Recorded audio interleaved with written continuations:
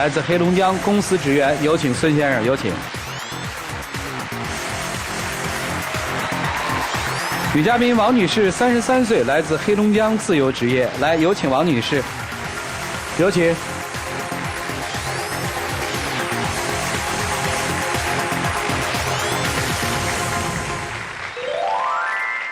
欢迎两位啊！这自由职业是干嘛呀？就是在家带孩子，属于家庭主妇吧。多大了孩子？9岁。结婚多少年啊？结婚12年了。哦，结婚12年，啊，孩子9岁哈，男孩女孩？女孩。啊，今天是你要来的？对。为什么而来呢？就希望通过上这次节目对他有所改变。你老公怎么了？你要改变他？他这个人就是特别不会心疼人，不会照顾家，不会照顾我和女儿。说你最委屈的一件事儿。就是家。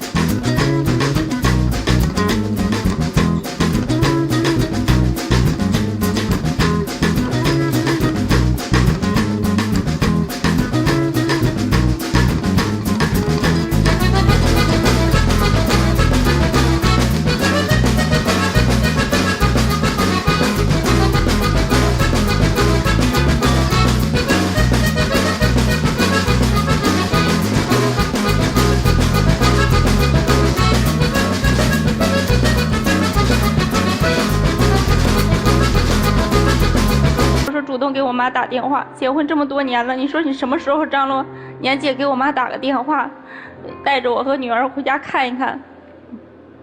不给我妈打电话也就算了，我要说带着女儿回家，她连电话都不给我打，然后我还得关心她上班了工作了挺累的，回来吃没吃饭。然后我给她打电话，我说你不想我和女儿啊？你知道她说什么吗？给你打电话浪费电话费。我说一个电话费能多少钱？这就说明我和女儿在你心里根本就没有地位。你在你妈那儿，我不是放心吗？没给你打电话。这么多年了，回家了，你说家里家务活你从来都不知道帮我干一些。你说女儿身体不好，进屋回来了，你知道吗？天天就知道玩手机看电视，一进屋不是沙发上就是床上，从来没说帮我料理一些家务。本来虽然说我不工作，但是家里的活这一天也挺细碎的，挺多的。你说你回来了，我知道你工作一天挺累的，跟你说两句话他都特别不耐烦，都不愿意理我。因为平时上班挺累，就晚上回家能想歇一会儿，看看电视，动动手机。你说往那一坐的时候，你就不是扒拉我，就是让我干这个，让我干那个。你平时单位上班没时间，就想下班回家能歇一会儿。那人家两口过日子，你说一个在那做饭的，一个在那摘菜的，你说说你。天天就知道饿了的时候找我，还有什么时候说你能想到我？你说我又不是一个保姆。你这种日子过了多少年？一直就是这样，从结完婚坚持过来的呢？刚开始的没说吗？我家里我爸爸去世早，然后我妈妈带着我和我妹妹。结婚的时候我妈都不太同意，然后我就觉得，哎呀，俩人过日子，就寻思如果说他能心疼我，知道疼我一些就行。当时年龄小，也没想那么多，然后就这样就结婚了。那时候你们是怎么结的婚呢？自由恋爱啊，还是别人介绍啊？是别人介绍的。刚开始是他妈妈嫌我个矮，但是也同意让我们结婚。然后结完婚了，既然你知道你未来婆婆那个态度，为什么你还要嫁呢？我就觉得嘛，从小我妈妈带我挺不容易，我就寻思早点结婚，然后这样也能分担一些家里的一些事情。你的描述是你希望望通过一段婚姻改变你自己的命运，是吧？有这种想法。是这意思吗？对。那你们俩当时处了多久结的婚啊？我俩处了也2、3年，但是处对象的时候跟现在不一样了嘛。婚后嘛，也不知道心疼我嘛。从什么时候开始不心疼你的？有女儿之前，有女儿之后？有女儿之前。有女儿之前就开始不关心你了。对。然后你还给她生孩子，还继续在一起，这个动力是什么呀？刚开始是因为没想过离婚嘛，然后家里面在屯子里都是说结婚了不要孩子，完了家里父母就催得也比较急，他妈妈催我要着急要孩子嘛。但是我俩那时候刚结婚，然后家里经济状况并不是很乐观。然后我就说他那时候他也是不想要，然后说我们就说奋斗几年，然后再考虑要孩子的问题。但家里的老人不同意嘛，就因为这样事，我跟他妈妈吵过2回嘴。但是从来我说我不希望说，你就能说是站在我这一面，说他妈妈不好怎么样。但是过后了，我有委屈的时候，我也希望你能理解我，然后替我说说话。可是他从来没有，什么时候都是向着他妈妈说话，从来都不向着我说话。你家里兄弟姊妹几个呀？我有个姐姐。所以你结婚，你妈挺着急抱孙子的。对，着急抱孙子。原来他挣钱都是给我，然后我来料理家里这一块花销。每个月虽然说挣的钱不多，但是说各项的费用啊、开支啊、支出啊，都料理的挺明白的。然后，但是有的时候钱花光了，然后我就跟他说：“我说这个月又没钱了。”我告诉他节约一些，省一些。他就说我特别气愤的生气着说我啊，你钱又花在哪儿了？怎么又没有钱了呢？就特别气愤。完了这2年没什么孩子，随着孩子上学各方面事情挺多的，完了我记忆也不好。然后我说那你来管钱吧，我说你料理家务。结果到现在可倒好，料理的一塌糊涂。来的之前家里的各项费用啊、欠费什么都料理不明白。然后我一说，我说你看，你知道我以前料理这家有多难的时候，他就会哎呀唉声叹气，从来不想一想说哎呀媳妇儿你挺辛苦的，挺不容易的，然后从来不会这样讲。孩子婆婆帮你带过吗？不帮我带，自己一个人带的。对，一个人带大的。带孩子确实太辛苦了。现在这个孩子没说吧，每天上学呀，然后学习课外的这些辅导班啊，没说都是我自己在经过，从早上忙到晚上，有的时候回家了连饭都吃不上，这样都报了很多班。小朋友一个月要花多少钱啊？不算他的正常那个吃喝和穿戴吧，每个月的5个班费用在1000多元左右。报班要1000多。然后其他的费用呢？其他的费用没细算过。他一个月挣多少钱啊？现在的工资一个月是5000块。5000块，能剩下来吗？剩不下，房贷每个月是1500元，然后孩子是1000元，然后还不算吃喝，然后剩下的2000多块钱家里面的开销啊，这些各项费用啊，然后他还要开车嘛。这种状态你怎么不出去工作呢？我很好奇，因为孩子已经9岁了吗？我家孩子有毛病。什么毛病啊？他现在是肾病综合症。就是特别需要人照顾，离不开人，是这样。大概什么时候发现的呢？23个月的时候。23个月的时候就发现了。对。老家对这有什么想法呀？他就是总说我妈不帮他看孩子，这是一方面。完了，其实有些时候我也很抱怨他，那他妈也不帮我们看孩子，只给他妹妹看孩子。妹妹工作没人带孩子，所以说那边也有个孩子需要看，然后我们离得又远，所以说我妈只能给我妹妹看孩子。而且孩子现在说我家孩子这身体状况问题，我妈也说，也心疼我，也想说帮我带，但是没办法，说真的，一旦带不好了，说这个责任她也是承担不起的嘛，所以一直以来。这些年我家孩子就是谁也没带过，就是一直是我自己在带，也没办法去工作。那这个宝宝现在需要长期服药吗？是的。服药是不是还有一笔钱？对。也就是说，这先生挣的5000块钱是完全要花掉的，对吧？对，剩不下。累不累？心里累不累？心累。再一个，为了孩子，没办法。有很多以前没有孩子的时候，我其实也会浪漫，也会那个照顾人什么。但自从孩子有病之后，没有那个精力，只是一门心思只能是赚钱。因为孩子花销太大，比我们所有人加起的那个支出都要大。我不是说你非得说在浪漫这体现在花多少钱的事上，我说这么多年了，你从来没有说像人家夫妻俩啊一起拉个手去看个电影啊，不用说你给我买多少花呀，或者花多少钱我就开心，就是说明在每件事上，你只要说哎呀媳妇儿我理解你，你从来都不说，一有什么事儿啊那脸就拉得可长了，就特别的生气，然后他像个孩子似的。那天以前看到微信上说。女人找老公，找好了像找一个疼爱女儿的父亲，说找不好就像找了一个儿子。但我在他身上，我就感觉天天不是哄着女儿，就是哄着他，我觉得我心特别累。婆婆对你们家宝宝生病怎么看呀？帮衬你们吗？现在说这不是他自己工作嘛，然后有的时候家里钱确实不够花，然后在孩子吃药啊、看病这一方面确实帮助我们不少。也就是说，婆婆是帮衬你们的，对吧？对，钱的方面能帮着我们一些。婆婆有没有说过这孩子身体不是特别好，所以咱们再要一个比较健康的宝宝？就是这样说的。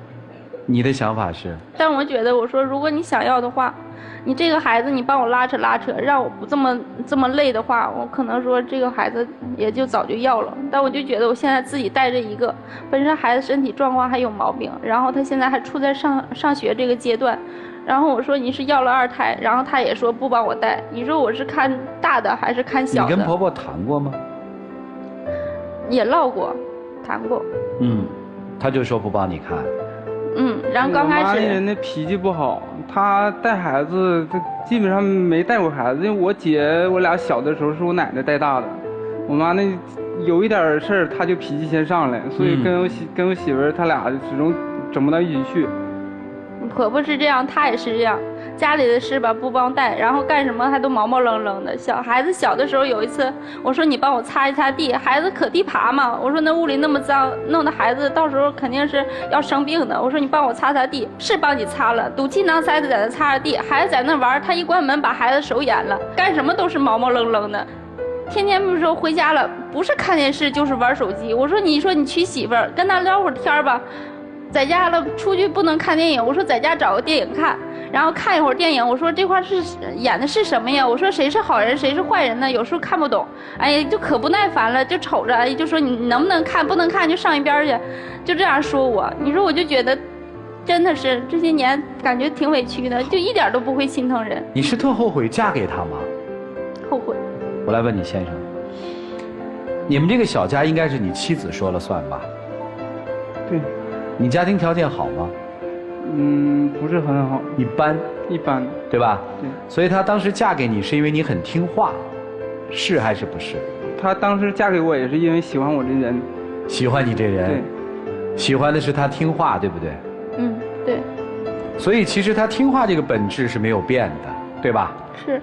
变的只是说，这个男人好像做什么你都觉得别别扭扭，是吗？是。所以今天来你要干嘛？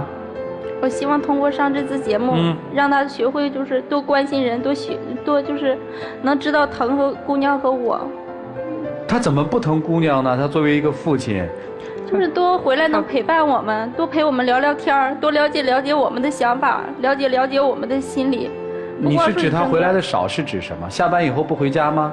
回家呀，回家，但是我们很少有沟通，没有交流。为什么？我也不知道。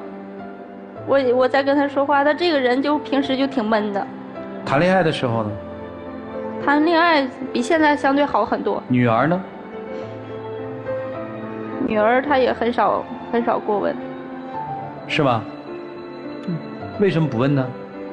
我下班时候回家之后就是看电视或者是捅手机，跟女儿就是我心情好的时候，我愿跟女儿玩一会儿，就简单的玩一会儿。就跟我媳妇儿就是回家的时候也很少说话。我本身就是不爱说话，在单位上班的时候也不爱说话。这不是理由。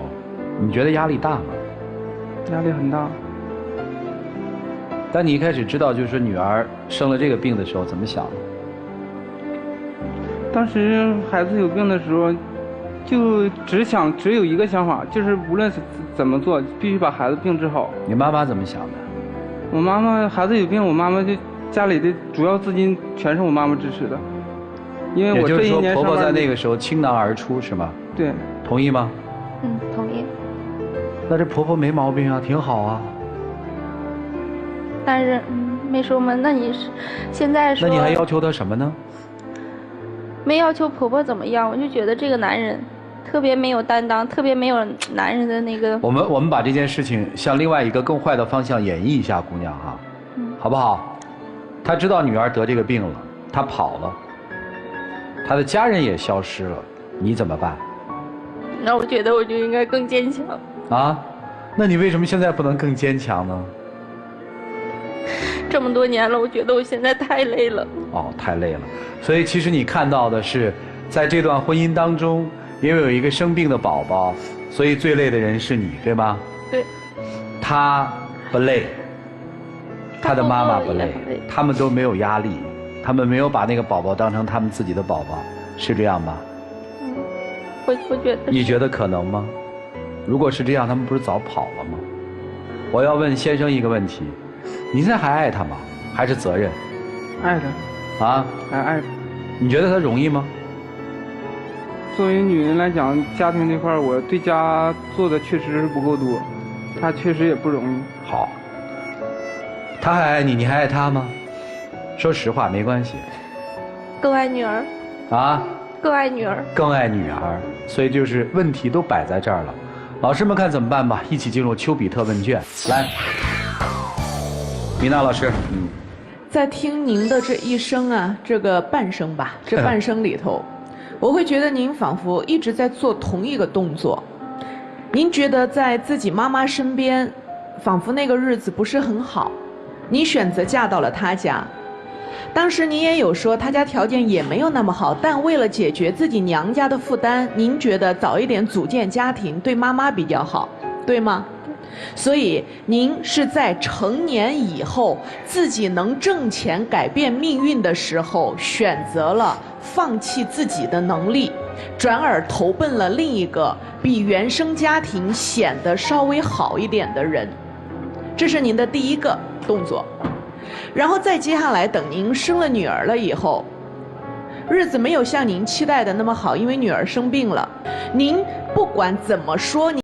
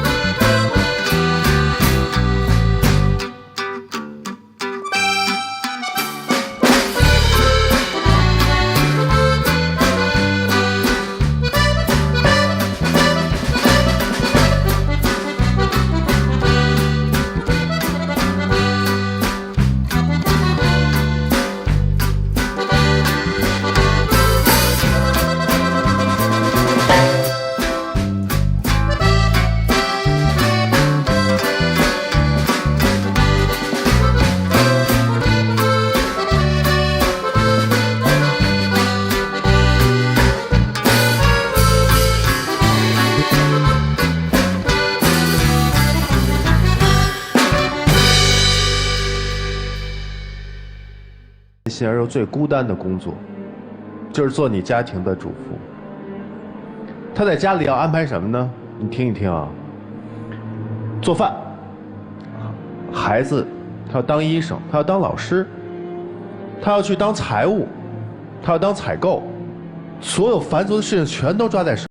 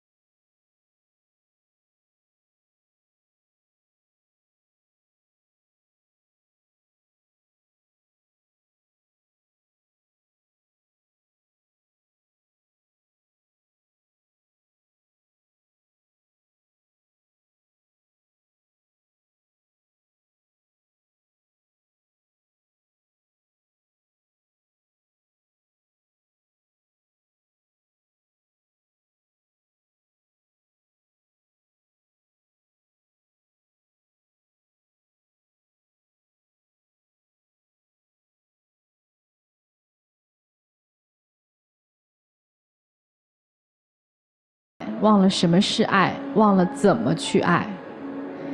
其实我觉得我在说你们的时候也没有什么立场，是因为什么？因为我一听到你们现在这个状况的时候，我自己先懵了。确实都很不容易，别说这个肾病综合症，我刚还查了一下，就别说这个病，就是前一段时间我儿子一个小小的感冒发烧，那一周都把我和我先生折磨得够呛，就更何况你们这在9年当中，应该是7年，从2岁的时候知道了得这个病，7年当中这么长的一个病程的里程，对于双方来说都是非常受打击的一件事情。所以从这个角度来说呢，是理解和心疼你们，但是谁的人生不苦？谁不是一边喊着活不下去了，还一边努力活着？我们老说一句话，比上不足，比下有余。当你觉得真的日子很苦，过不下去的时候，就阿 Q 精神，看一看过得不如你们的人。如果你们是消极的态度去面对生活，那生活给你们反馈回来的也同样是消极的东西。但如果当你们把心态调整到积极乐观的模式的话，那生活带给你们的可能也是阳光。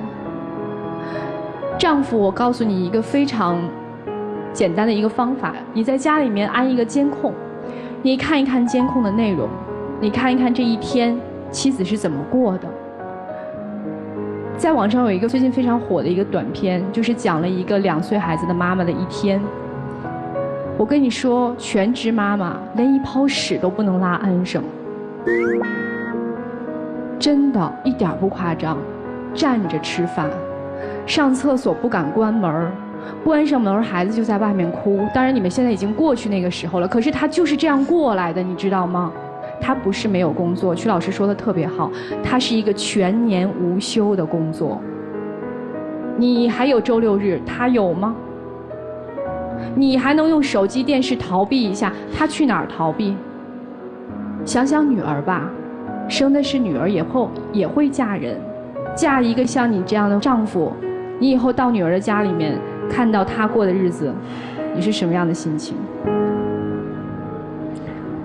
就说这么多吧，希望你们的生活能够越来越好。谢谢。好，谢谢沙大老师。来，涂老师。父亲早年去世，本想着找一个能够给自己如父如兄的爱的丈夫，谁知道找到一个不太懂事儿，甚至稍微有点幼稚的丈夫，结果孩子又怀。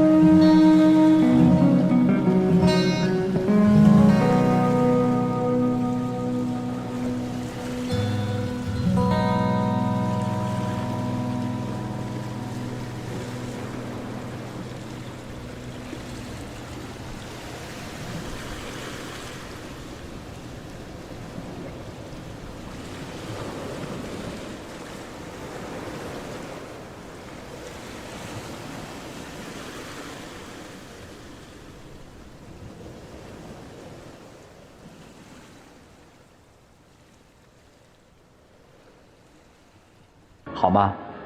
啊，好了，接下来一起进入真情60秒。老婆，从咱俩相知相识到现在这么多年，我一直都爱着你。虽然孩子有病的时候出现了点儿，就是不愉快吧，但是我希望你好好考虑考虑，咱俩，我想跟你一起幸福的走完这一生。其实说真心话，孩子今天这样，我也知道说咱们全家人都挺努力的，但是对我而言，我觉得我这些年真的太累心了。我也想说，在以后的日子里，我觉得我应该试着也多为我自己考虑一些。来，请亮灯啊！谢谢两位啊，请回吧，谢谢你们啊。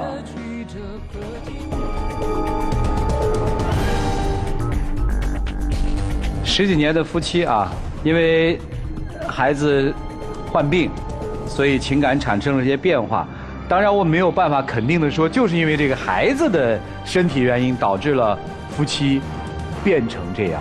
但是有一点大概是可以给我们思考：面对生活的时候，我们要学会理性的去思考，积极的去应对。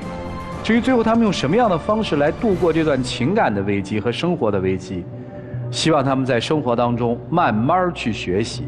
但是有一点，千万不要丧失了对生活的希望，对幸福的渴望及追求。请开门。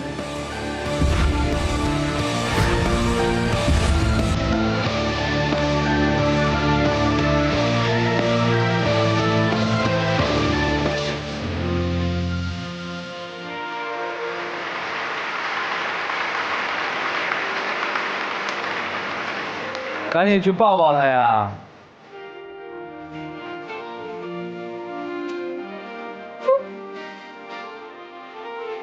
啊，不哭了，不哭了，你也得想办法啊！来，有请我们的小花童，有请啊！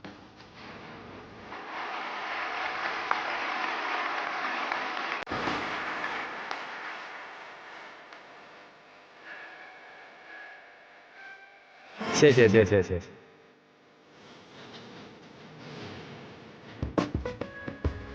见证属于这对夫妻的浪漫时刻，各位请见证。